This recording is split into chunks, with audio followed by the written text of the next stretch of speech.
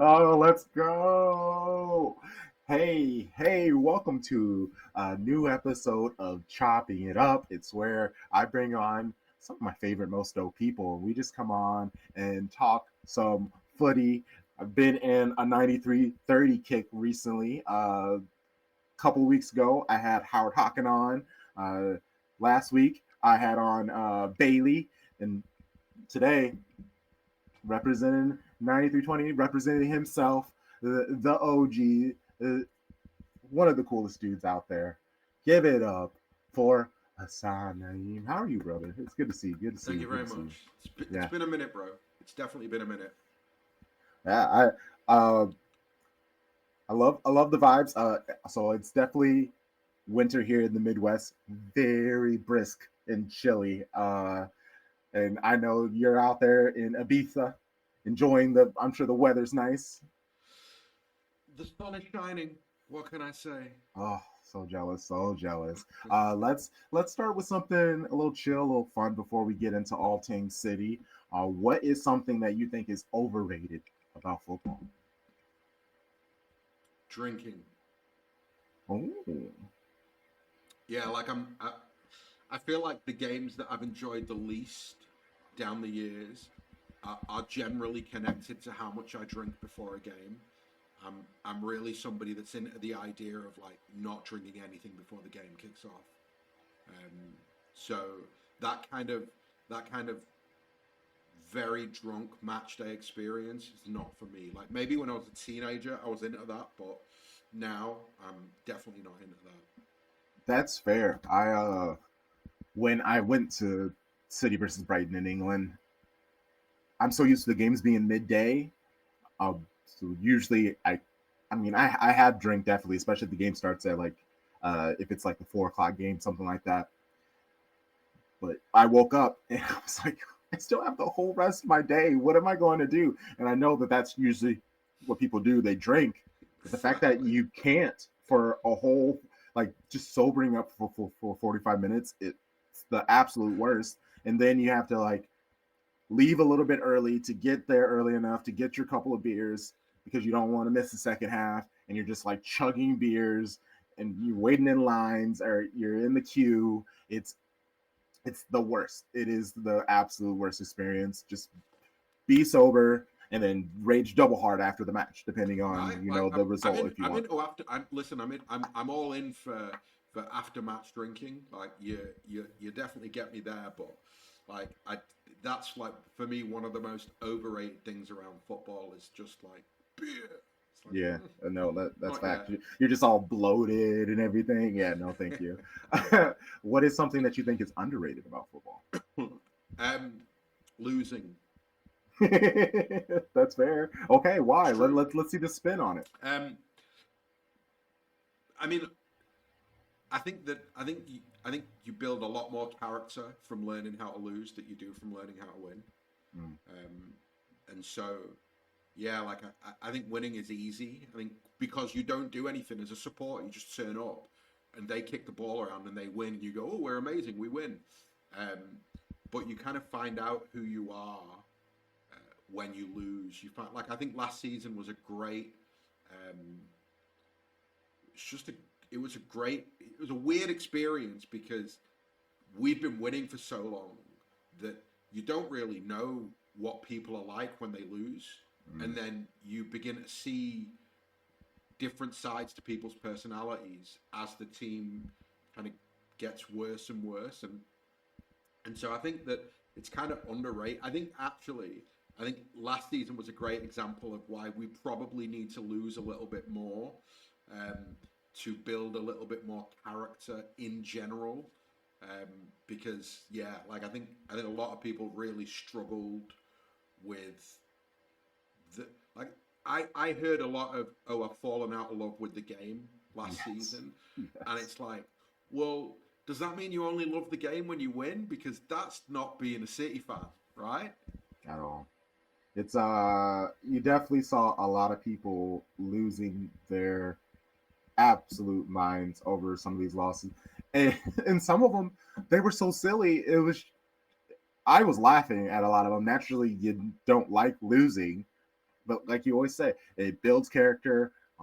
Get knocked down 9 times, get up 10. All there are so many of those like cliches that you can say in a match, but also a lot of the loss, it was very, I don't say obvious, but you could just see the age being a problem, like the Mm, fear in the players, because they knew that if they got countered, they were basically worthless. So they were just holding on to. I felt like a lot of it was so not so obvious, but it was, you could see that it was more on the players than I guess on Pep.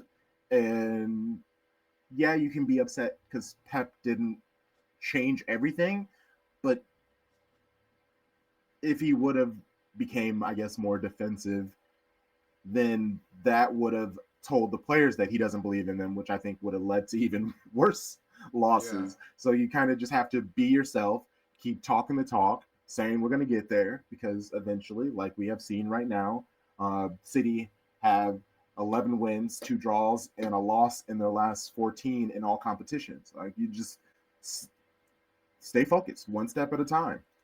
I think. Look, I think last season was a learning curve for everybody, Pep included. And I don't know if you watched his press conference after the Liverpool game yesterday, but he talked really openly about last season and how much he learned.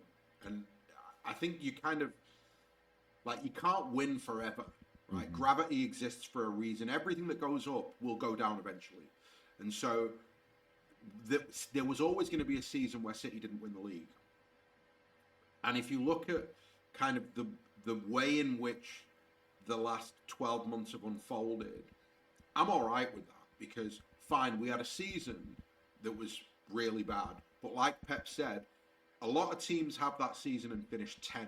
We Mm-hmm. finished third, qualified for the Champions League, big deal, right? They started rebuilding the team in January. They continued over the summer. It's taken a little bit of learning each other, but now we sit here the day after we eviscerated the Let's go. current champions. Now, the current champions bought a shitload of new players in the summer, spent £500 million, and they look worse off for it. So there's like I think managing a football team like there's like an alchemy involved. There are the tangibles and the intangibles, and I think the intangibles are as important as the tangibles. I think that's why Pep says for him, forget about tactics, forget about legs, players, anything. He was like the vibes are back. I can smell the vibes. I felt them in the Club World Cup, and they've continued, and you can see that. Mm-hmm. And that's those intangibles.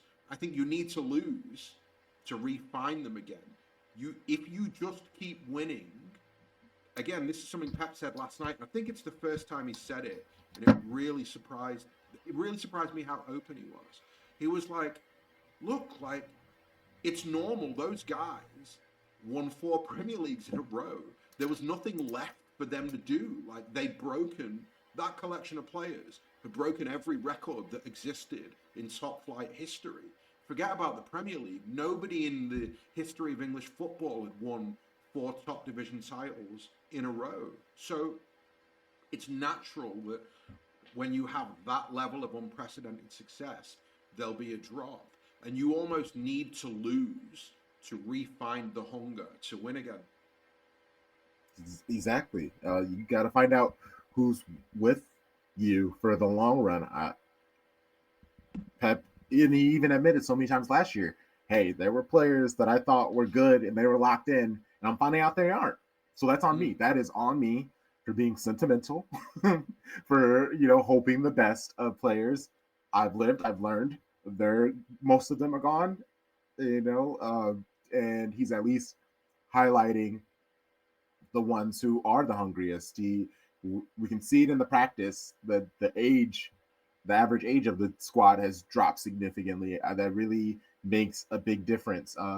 Even Pep embracing the transition as much as he has, the fact that he isn't so he's always possession based. That's who he is as like a default. His base is possession, but we're seeing City be like, sure, have the ball. I don't care. Like, what can you do with it? I love the growth. I love the change, and yeah, I'm loving this Pep where he is more open and honest, and it feels like a person who really could stay longer, possibly. I mean, I don't have the whole like Pep even on the questions because I want to keep it light because I'm sure our conversations will go all over the place. But how are you feeling about Pep here? Because he technically still has what, a season and a half in his contract. Would you be okay with another extension, or do you want to just move on now that the team does What? seem to be set up for the future? No, no. Like I want Guardiola to stay forever. Like for me, Pep, like at least another 5 years.